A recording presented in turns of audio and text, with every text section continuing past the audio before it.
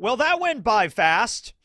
I don't know about you. Maybe it felt like a really, really long just slog to get to this point. But honestly, like 6 months of a One Piece hiatus, like that just breezed right by to me. It's like, oh, wait, the anime's coming back. Oh, yeah, this weekend. Oh, yeah, it's already aired. Okay, so we have begun Egghead Part 2. Oh man, wait until we get to Egghead Part 3. And then when we get to Egghead Part 4, oh man, all bets are off at that point. You know what I'm really happy they did not do? Considering there has been a hiatus, I was really worried because there's two episodes. They aired 11/23 and 11/24, right?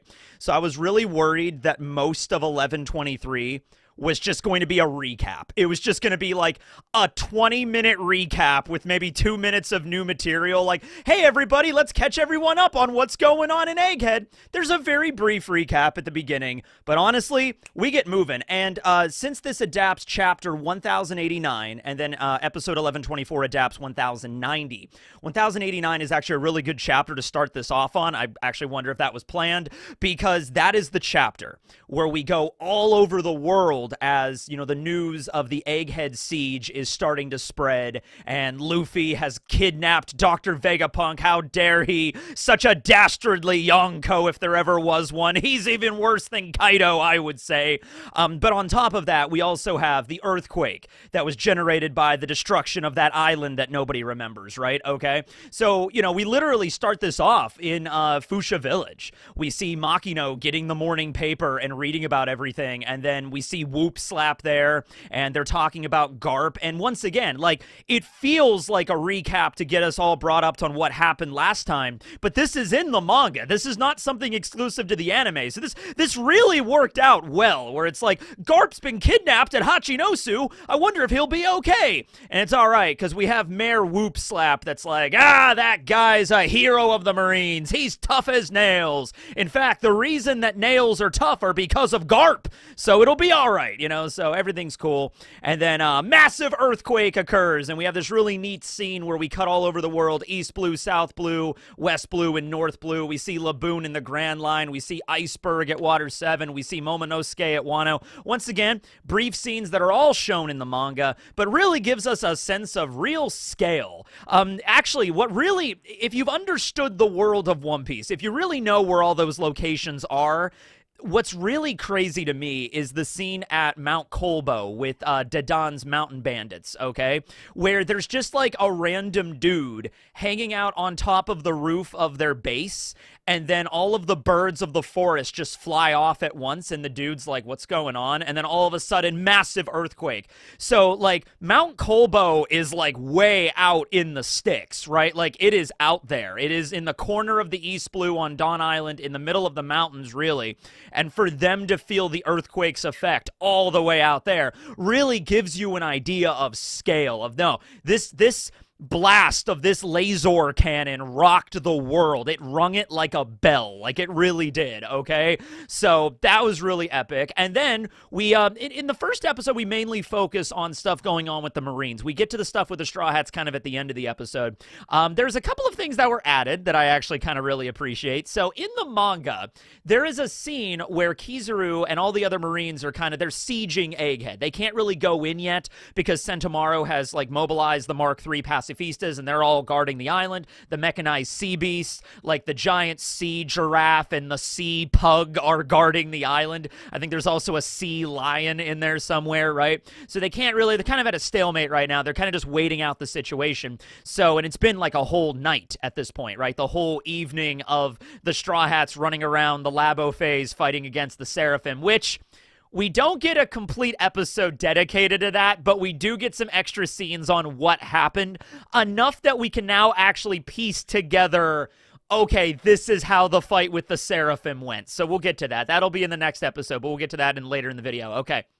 So there's a scene in the manga where Kizaru is eating some ramen, and Sentomaru is on the island eating some onigiri, some rice balls. But they actually went and added the line in for Kizaru where they're like, all right, Kizaru, here's your food, here's your meal, sir. And he's like, oh, my favorite. And I actually went back and double checked, and yeah, miso ramen is actually listed as Kizaru's favorite food, and onigiri are Sentomaru's favorite food. So little things like that where, number one, Oda remembers the SBS trivia and actually puts it in the manga. Like, what would Kizaru be eating? Ramen. It's his favorite food. By the way, ramen is his favorite food, and lemons are his least favorite food.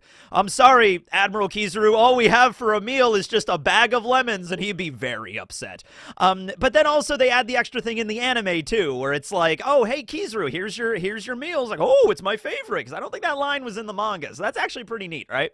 So, we have the scene where this is such a badass dude. Looking back at the anime, considering it's been 6 months, and even then it was a little bit before this, when this actually happened in the manga. But like, the idea that we are now at the part of the story where the Straw Hats are directly talking to the Gorosei, like, on the Den Mushi, right? Like, Luffy literally grabs the Den Mushi and like, I'm Luffy, I'm gonna be king of the pirates, we got your captive, and if you don't want anything bad to happen to her, you're gonna clear all those ships out. And dude, he's talking to the Gorosei, right? It's the people that rule the world as far as they're concerned, right? And it's just like, wow, we have really reached this point of the story. Now, it's like in any kind of video game where you start off with like really simple quests and then you build up to fight literal gods. But in the One Piece world, it works so well because it's been like a 25 plus year long journey now. And it's like we've finally reached this point, and it feels natural, as it were, right? To reach this point now, okay?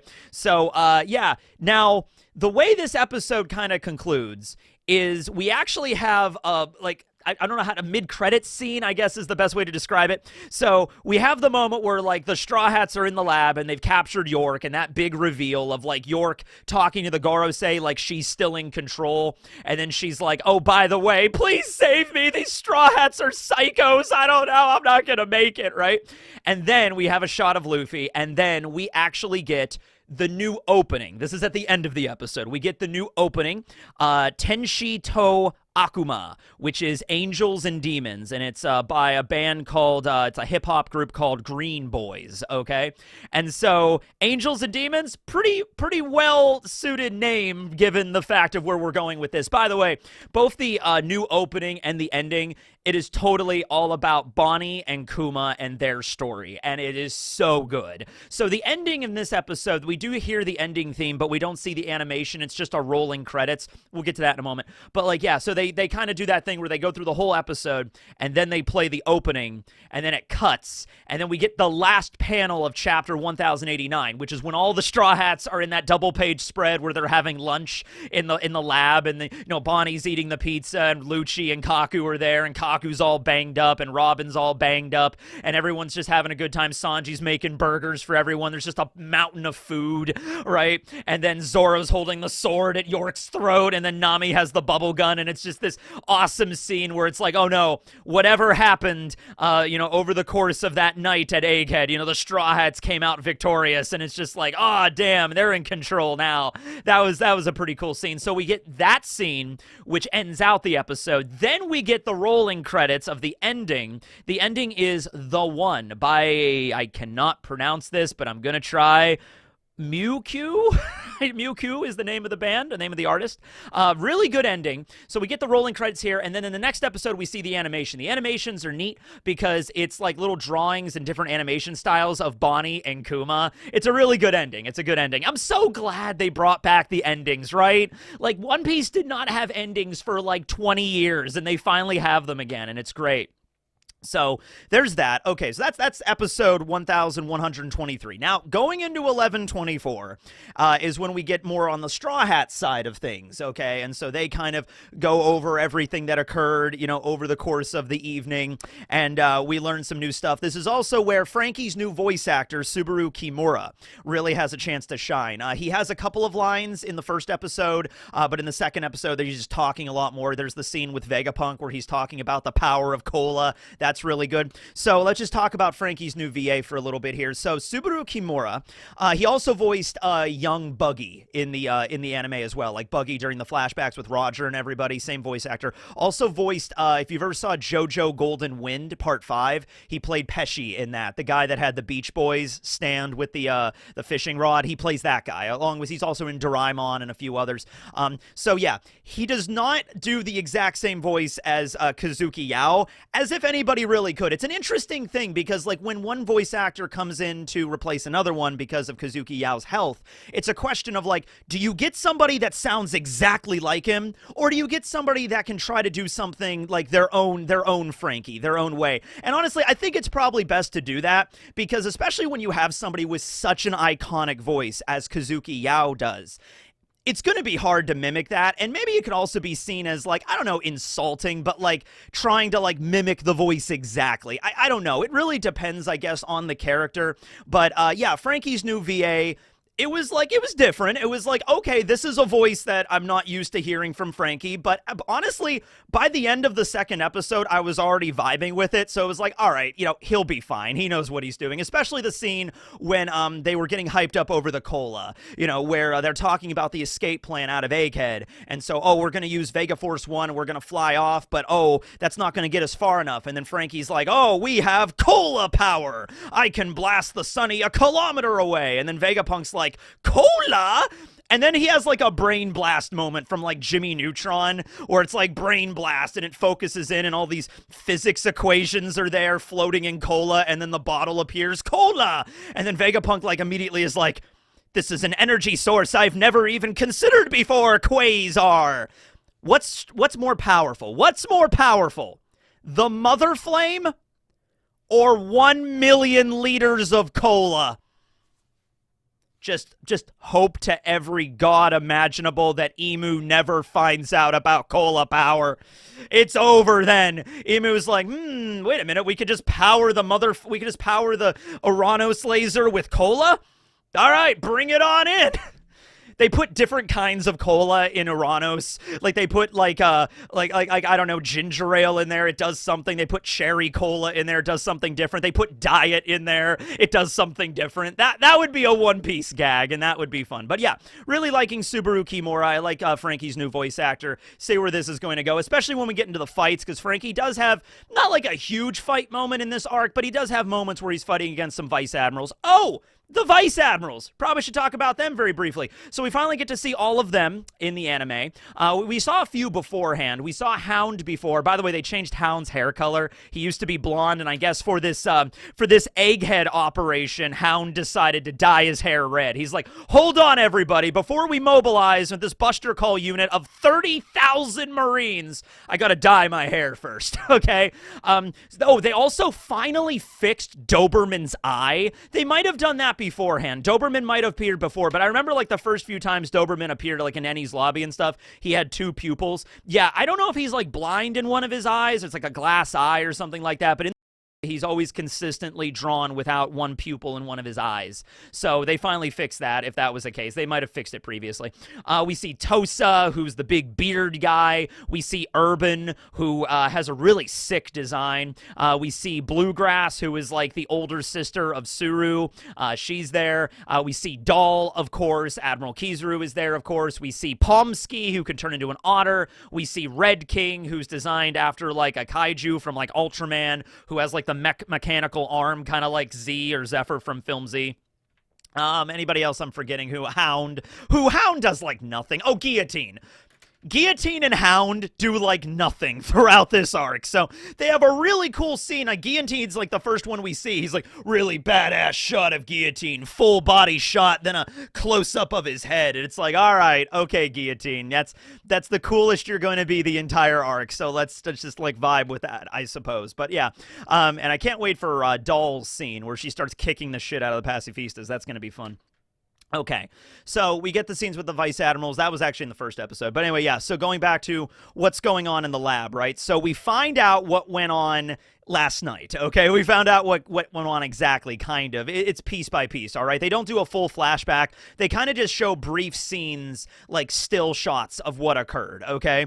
So York had Vegapunk dead to rights with a gun pointed right at his head right after she shot Shaka.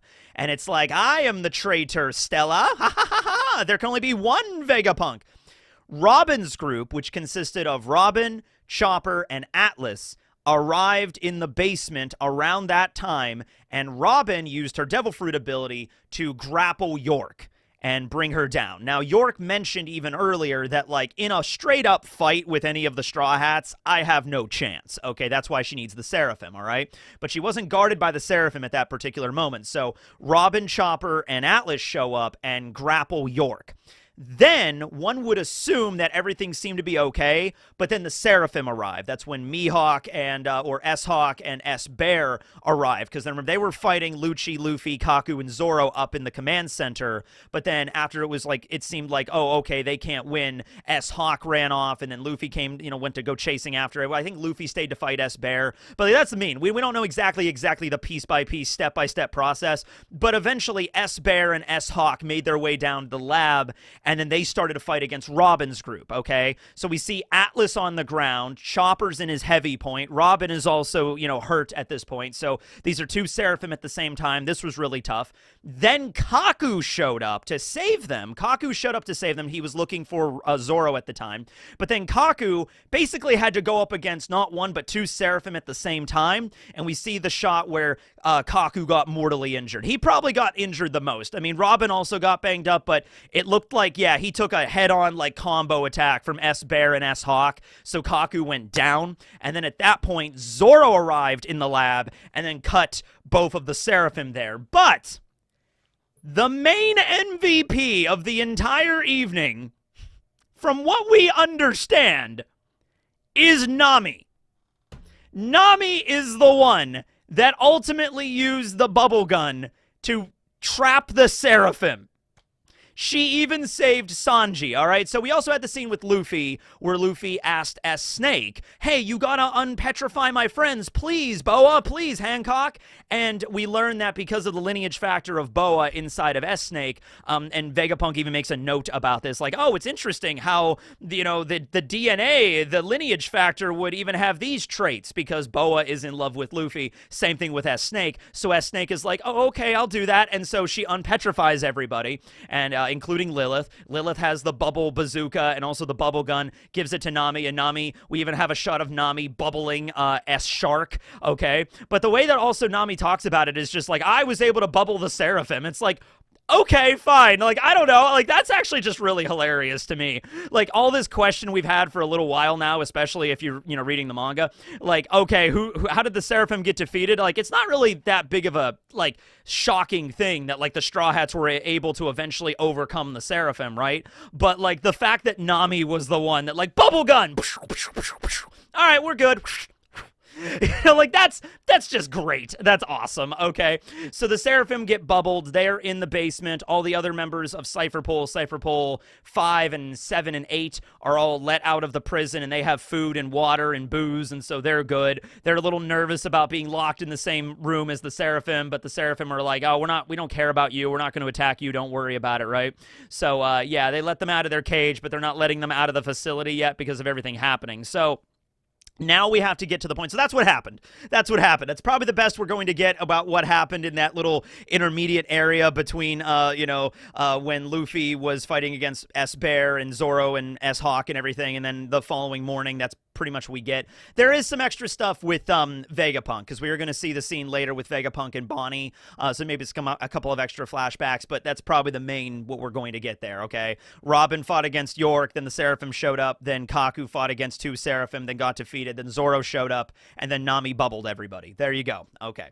So now the escape plan. Okay, York locked the Frontier Dome with the passcode, so Atlas and Edison and Stella are going to try to crack the code on that one, and then also they got to figure out, like, okay, we got to get over to Elbaf. That's where we're escaping from. Nami has the log pose. One of the ones is still locked on from Wano, and that would be Elbaf, and it's the northwest, I think. So it's like, okay, we got to move the ship. We got to get Vega Force 1 all powered up and ready to go, and this is going to be great. So they all jump out of the lab, and they start moving. It's a team of Franky, Lilith, Luffy, and Bonnie to go and move the ship and get Vega Force 1, all right?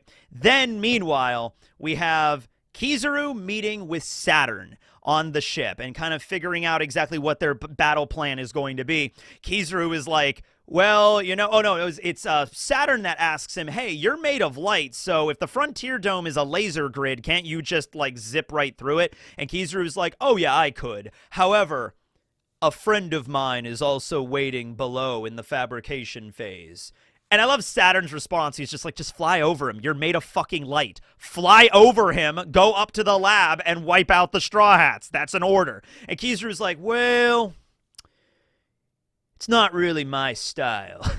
You know, like, it's a little bit humiliating if I just pass right over him. Now, that's not the only reason, but he does bring that up as a personal reason. The other reason is that if Kizaru just passes directly over Sentomaru, and, you know, Sentomaru knows Kizaru very well, and so Sentomaru knows he could do that, but he's like, okay, Uncle is flying right over me and not even worrying about me. Okay, all Mark III pacifistas and all sea beasts open fire on every single marine ship surrounding the island. Boom, boom, boom. And even Kizaru's like, Saturn, honestly, that's going to be a lot of devastation. I mean, we have 30,000 marines, but like, they don't all know hockey in the six powers, you know what I mean? We had to kind of recruit from some outlying bases, you know how it goes? So, like, if I were to do that, if I were to just skip over this encounter with Sentomaru and just go right up to the Labo phase, probably a lot of damage is going to be incurred. So how about we just let me do this my way kind of deal? And Saturn is like, oh, all right, I suppose, but we gotta make sure to protect York and the power plant and the Mother Flame and Punk Records, the Brain, and all that kind of stuff. There's a scene with Saturn and Doberman earlier where Saturn basically says, remember, all humans are nothing but insects. You know, the idea that he's, you know, one of the Gorosei and has lived this long kind of gives you the impression of just like how much he has just, you know, the viewpoints of humanity, if he ever viewed them as actual people, that is gone, and that is just nothing now. It's just like, they're insects. You kill a few, doesn't matter if you wipe out 99% of them. They all just come back someday. They're like cockroaches, you know what I mean? Just treat them as such. You know, that's the way that Saturn views all this whole situation, right? So anyway, yeah, Kizaru uses Yata no Kagami, and he zips onto the island. He passes right by the Sea Beast and the Pacifistas, and he goes straight for Sentomaru. Badass scene with Sentomaru where he's like, my defense, my guard is the greatest in the world! And he activates his hockey, and Kizaru and him clash. And this was such a cool thing. This is one of those things that doesn't really just translate to the manga too well, but in the anime it looks phenomenal. When Kizaru clashes with Sentomaru, it creates this burst of light. Okay, this massive glow of light from the ground. And so all the way up in the Labo phase, they're on top of a cloud, on Island Cloud. Literally the light from the battle, the clash between Kizaru and Sentomaru, the light is coming up through the cloud. So Bonnie and Luffy and Franky and Lilith are all running toward Vega Force 1, and they look down and it's like, where's this light coming from? And then it's like, and then Luffy has the moment at the end of chapter 1090, at the end of 1124 here, where he's like, someone's here. Someone strong, and then to be continued, and that's it. So that was such a cool scene. The clash with Sentomaru and Kizaru. You know, you can look at Sentomaru as like a minor character, like he's really not all that important. But, you know, even in the opening scene, we even have a scene with his backstory, and in the preview for the next episode, we get another kind of thing. We learn a lot about Sentomaru's backstory through an SBS, so I think next episode, it would be really cool if we could get like a brief scene, doesn't have to be too long, of just the island where he lived and like the logging camp, I guess, kind of deal, and all the people were afraid of Sentomaru and all the bears he defeated out in the woods, and Vegapunk went there to go capture the bears and found Sentomaru, like this orphan living out in the woods. And so it doesn't have to be a long scene, but this is all like a really big deal. I know with Egghead we all focused on Bonnie and Kuma and Ginny's backstory. By the way, we see Ginny a little bit in the opening as well, which was really nice. I know that's the big one to focus on, and the God Valley thing and everything. But, you know, the whole backstory with Sentomaru and Kizaru and Vegapunk and also Kuma and Bonnie all being friends, because there was a period of time where all of them were living on Egghead while Bonnie was doing her treatments, and Kuma was there, and Kizaru was there stationed, and Sentomaru was the lab assistant of Vegapunk, and this was before all the satellites existed, and they were all dancing to the drum beat of liberation to the sun god and everything like that. That's also a really important part of Kuma's backstory, of just the camaraderie and friendship. You know, they ate dinner together nightly. They had pizza together, and now Kizaru has to fight Sentomaru. This is emotional. You shared a double cheese pizza, and now you have to kill each other. So yeah, that's also important, and I want that to be kind of expanded upon a little bit in the anime too. I think that's fair. And then also we're going to get the most tear-jerking backstory in all of One Piece pretty soon, so we'll see how that is. Oh, I'm gonna cry. It's gonna be tough. We also got a scene with God Valley in the opening too, with Kuma and Ivankov and Ginny, like with the targets on their back. We see Garling there. It's like, oh, dude, this backstory's gonna be it's gonna be one of the best. Also, maybe like one of the best animated as well, because the animation is on point as always. So they really came back full force. I can't really think of anything negative to say about this. You know, like they I'm sure planned the reemergence off hiatus of like what they were going to do to reintroduce everything to One Piece to Egghead, and I'm like, they knocked it out of the park, in my opinion. They did a phenomenal job. All right. Well, anyway, yeah, we're back in action. Here we go. We got One Piece anime, and we're a break this week with the manga. I'm going to make some videos this week for the Devil Fruit discussion. I'm going to continue that. I'm also filming some stuff for next week. I'm going to be in Japan. So I'll be filming some stuff over there, but I just don't know how frequent those videos will be. So yeah, there's that. Thanks for watching, everybody. This will be Teching 101 signing out. Good to be back.